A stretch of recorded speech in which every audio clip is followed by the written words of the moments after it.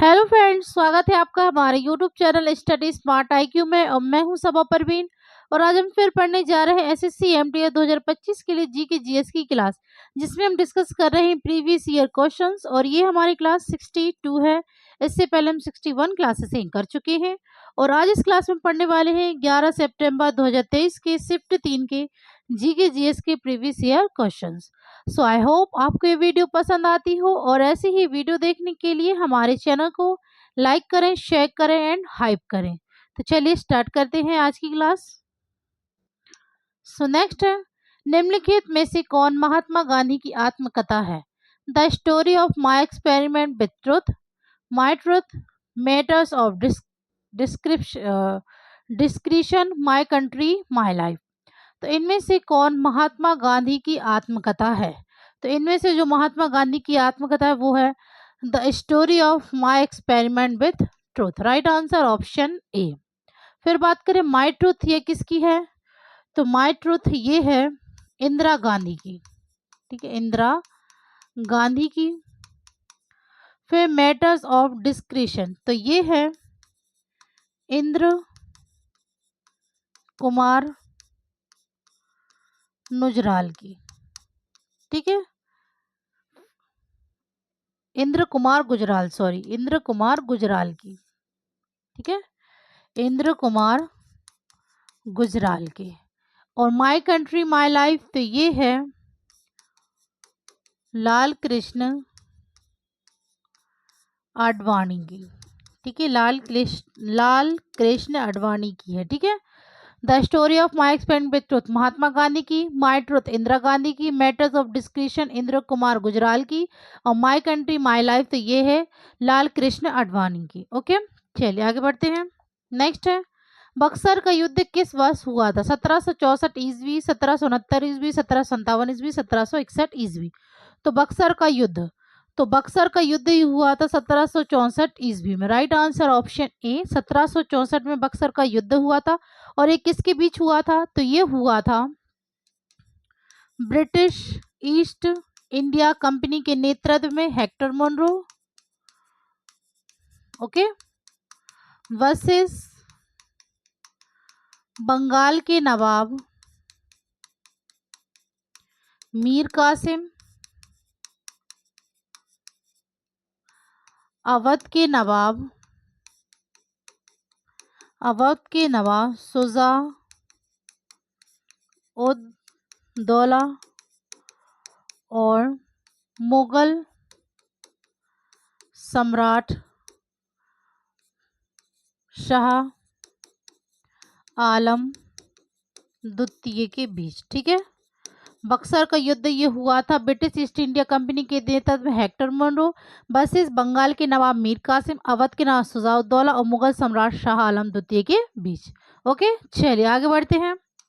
Next है, भारतीय संविधान का कौन सा अनुच्छेद यह आदेश देता है कि राज्य को कलात्मक या ऐतिहासिक रुचि के प्रत्येक स्मारक या स्थान की रक्षा करनी चाहिए? अनुच्छेद 39 ए, अनुच्छेद 50, अनुच्छेद 49, अनुच्छेद 48 ए। तो इनमें से कौन सा अनुच्छेद ये आदेश देता है? तो ये देता है अनुच्छेद 49। राइट आंसर ऑप्शन सी, अनुच्छेद 49। ओके, नेक्स्ट है, गांधी जयंती के उपलक्ष्य में डैश इसे अंतर्राष्ट्रीय अहिंसा दिवस के रूप में मनाता है? संयुक्त राष्ट्र, ब्रिक्स राष्ट्र, दक्षिण एशियाई क्षेत्र सहयोग संगठन, G20। तो गांधी जयंती के उपलक्ष्य में डैश इसे अंतर्राष्ट्रीय अहिंसा दिवस के रूप में मनाता है? तो यह है संयुक्त राष्ट्र। ठीक है, इसे अंतर्राष्ट्रीय अहिंसा के दिवस के रूप में मनाता है। ठीक है, गांधी जयंती के उपलक्ष्य में। ओके, चलिए आगे बढ़ते हैं। नेक्स्ट है, अलारमेल बल्ली एक डैश नृत्य की है? भरतनाट्यम, ओडिसी, कुचिपुड़ी, कथक। तो अलारमेल बल्ली यह है भरतनाट्यम नृत्य की है। राइट आंसर ऑप्शन ए। भरतनाट्यम में कहाँ का शास्त्रीय नृत्य है? तो भरतनाट्यम ये है कुचिपुड़ी, सॉरी, भरतनाट्यम ये है तमिलनाडु का। ओडिसी तो ये है उड़ीसा का। कुचिपुड़ी ये है आंध्र प्रदेश का। और कथक तो ये है उत्तर प्रदेश का। ठीक है, इसके अलावा और 4 शास्त्रीय नृत्य हैं जो कि हैं मोहिनी अट्टम, जो कि केरल का है। कथकली तो ये भी केरल का है। मणिपुरी जो मणिपुर का है। और सत्रिया जो असम का है। ठीक है, तो ये 8 शास्त्रीय नृत्य हैं। 8 शास्त्रीय नृत्य संगीत नाटक अकेडमी के अनुसार। ठीक है, 8 शास्त्रीय नृत्य ये है संगीत नाटक अकेडमी के अनुसार। लेकिन संस्कृति मंत्रालय द्वारा, ठीक है, संस्कृति मंत्रालय द्वारा 9 शास्त्रीय नृत्य है, और जो 9वां शास्त्रीय नृत्य है वो है छऊ। ठीक है, 9वां शास्त्रीय नृत्य है छऊ। ठीक है, और छऊ ये कितने प्रकार का होता है, तो ये भी 3 प्रकार का होता है। ठीक है, 3 प्रकार का होता है छऊ। पुरुलिया छऊ, मयूरभंज छऊ, सरायकेला छऊ। ठीक है, ये 3 प्रकार का होता है छऊ नृत्य भी। ओके, चलिए आगे बढ़ते हैं। नेक्स्ट है, निम्नलिखित में से कौन भारत में माइक्रो फाइनेंस संस्था का उदाहरण है? भारतीय स्टेट बैंक, बंधन बैंक, आईसीआईसीआई बैंक या एचडीएफसी बैंक। तो इनमें से भारत में माइक्रो फाइनेंस संस्थान का उदाहरण है, तो ये है Bandhan bank. Right answer option B, Bandhan bank. Okay, next है, लंदन में आयोजित दूसरे गोलमेज सम्मेलन में कांग्रेस का नेतृत्व किसने किया? एनी बेसेंट, सरोजिनी नायडू, जवाहरलाल नेहरू या महात्मा गांधी। तो लंदन में आयोजित दूसरे गोलमेज सम्मेलन में कांग्रेस का नेतृत्व तो ये किया महात्मा गांधी ने। Right answer option D, Mahatma Gandhi. ठीक है, महात्मा गांधी के बारे में बात करें तो महात्मा गांधी, इनका पूरा नाम क्या था? मोहनदास करमचंद गांधी। ठीक है, मोहनदास करमचंद गांधी इनका पूरा नाम था। ठीक है, ओके, मोहनदास करमचंद इनका नाम था, और इन्हें कई नामों से जाना जाता है। जैसे महात्मा इन्हें रविंद्रनाथ टैगोर ने कहा, बाबू राजकुमार शुक्ला ने, राष्ट्रपिता सुभाष चंद्र बोस ने, अर्धनग्न फकीर विंस्टन चर्चिल ने, और इसके अलावा इन्हें साबरमती का संत भी कहा जाता था। और इनकी पुस्तकें कौन सी है? तो इनकी पुस्तक है मेरे सपनों का भारत, हिंद स्वराज, गोखले माय पॉलिटिकस गुरु, मैं एक्सपेरिमेंट विथ ट्रुथ। ठीक है, और इनकी पत्रिकाएं, तो इनकी पत्रिकाएं नवजीवन, यंग इंडिया, इंडियन ओपिनियन, हरिजन। ठीक है, तो ये इनकी पत्रिका है। इनके आंदोलन की बात करें तो इनके आंदोलन हैं चंपारण सत्याग्रह जो कि 1917 में हुआ, फिर खेड़ा सत्याग्रह जो कि 1918 में हुआ, फिर है रॉलेट सत्याग्रह जो कि 1919 में हुआ, फिर है असहयोग आंदोलन,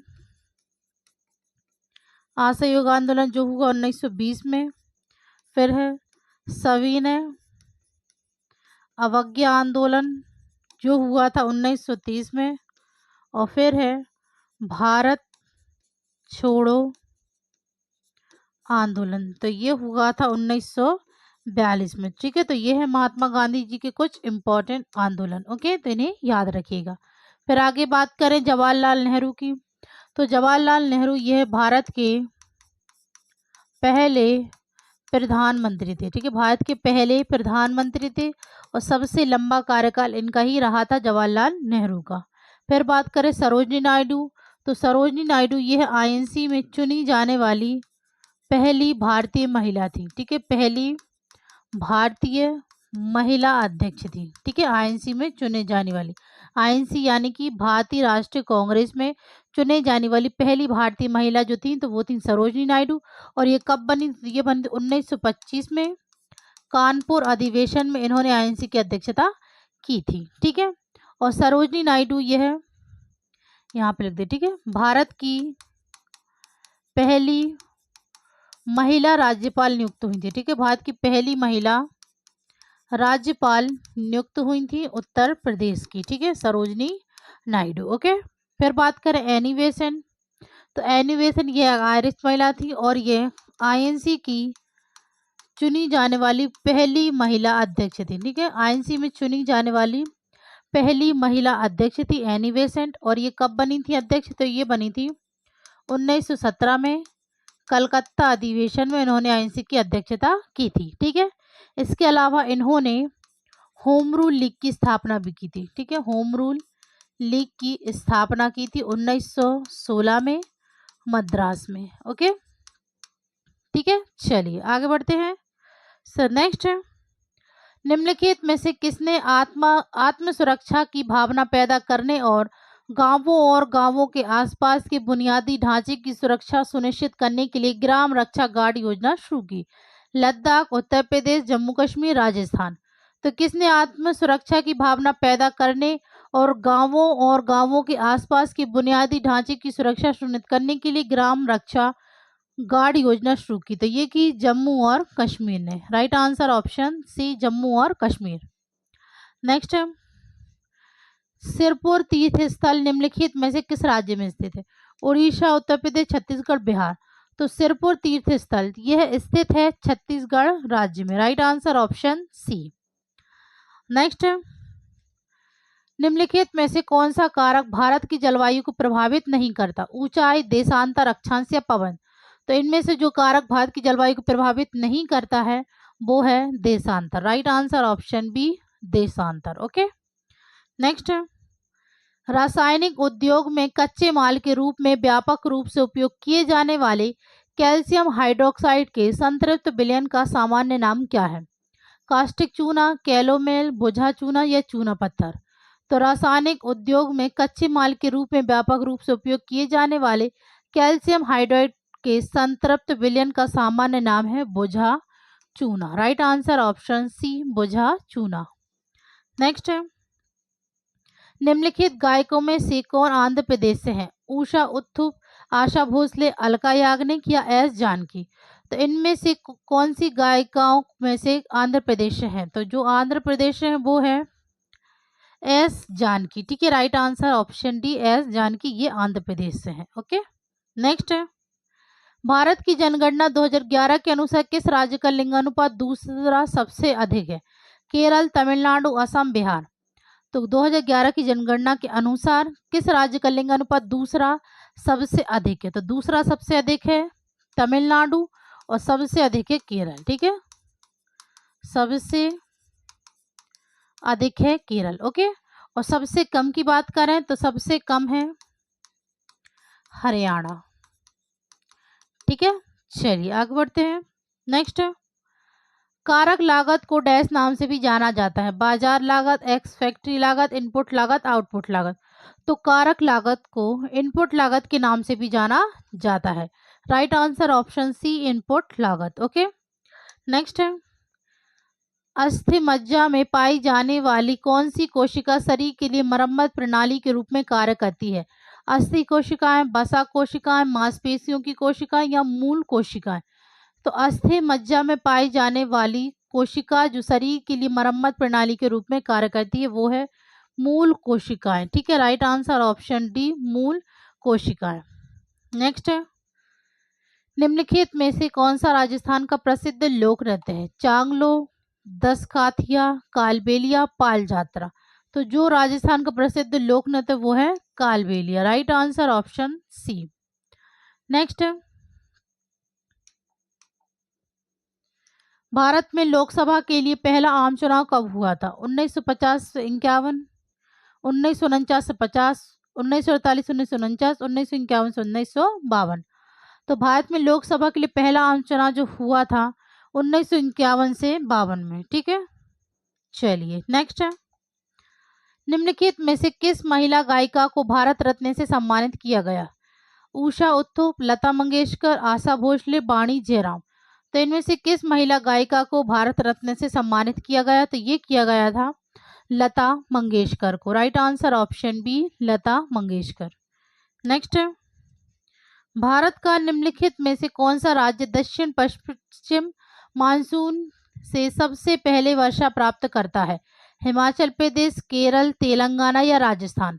तो भारत का कौन सा राज्य जो कि दक्षिण पश्चिम मानसून से सबसे पहले वर्षा प्राप्त करता है? तो ये है Kerala. Right answer option B, Kerala. Okay, next है, कौन सी प्रसिद्ध भारतीय नृत्यांगना राज्यसभा की सदस्य के रूप में मनोनीत होने वाली पहली महिला बनी? रुक्मणी देवी अरुंडले, कमला कुमारी, सितारा देवी, मृणालिनी साराभाई। तो इनमें से कौन सी प्रसिद्ध भारतीय नृत्यांगना राज्यसभा की सदस्य के रूप में मनोनीत होने वाली पहली महिला बनी? तो ये बनी थी Rukmini Devi Arundale. Right answer option A. Next है, निम्नलिखित में से कौन सा मुंशी प्रेमचंद्र द्वारा लिखा गया प्रसिद्ध उपन्यास है? गुनाहों का देवता, कितने पाकिस्तान, राग दरबारी या गोदान? तो मुंशी प्रेमचंद्र द्वारा लिखा गया जो प्रसिद्ध उपन्यास है वो है Godan. Right answer option B, option D Godan. ठीक है, राग दरबार ये किसके द्वारा लिखा गया है? तो ये लिखा गया है श्रीलाल शुक्ला द्वारा। ठीक है, कितने पाकिस्तान, तो ये लिखा गया है कमलेश्वर द्वारा। ओके, गुनाहों का देवता तो ये है धर्मवीर भारती की। ठीक है, धर्मवीर भारती की। ओके, गुनाहों का देवता धर्मवीर भारती, कितने पाकिस्तान कमलेश्वर का, राग दरबारी श्रीलाल शुक्ला द्वारा, और मुंशी प्रेमचंद द्वारा लिखा गया गोदान। ओके, चलिए आगे बढ़ते हैं। नेक्स्ट है, भारत ने 2023 विश्व टेस्ट चैंपियनशिप का फाइनल ऑस्ट्रेलिया के खिलाफ खेला। यह मैच कहाँ आयोजित किया गया था? दुबई, लंदन, कोलकाता या सिडनी?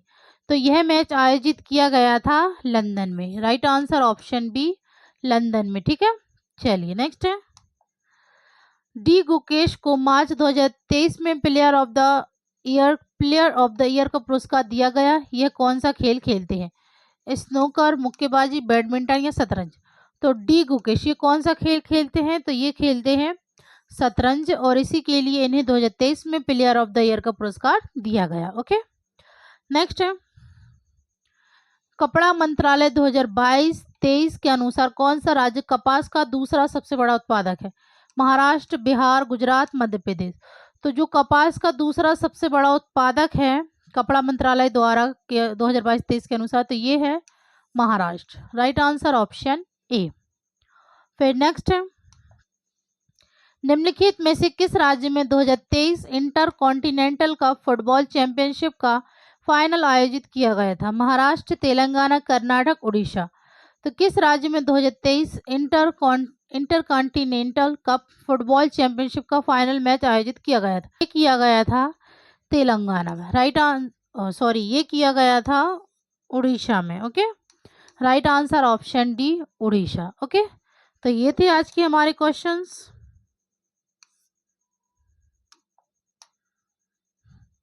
सो आई होप आपको वीडियो पसंद आई हो, और ऐसी ही वीडियो देखने के लिए हमारे चैनल को लाइक करें, शेयर करें और सब्सक्राइब करना ना भूलें। तो मिलते हैं आपसे कल अगली वीडियो में, तब तक के लिए good luck and goodbye. Thank you.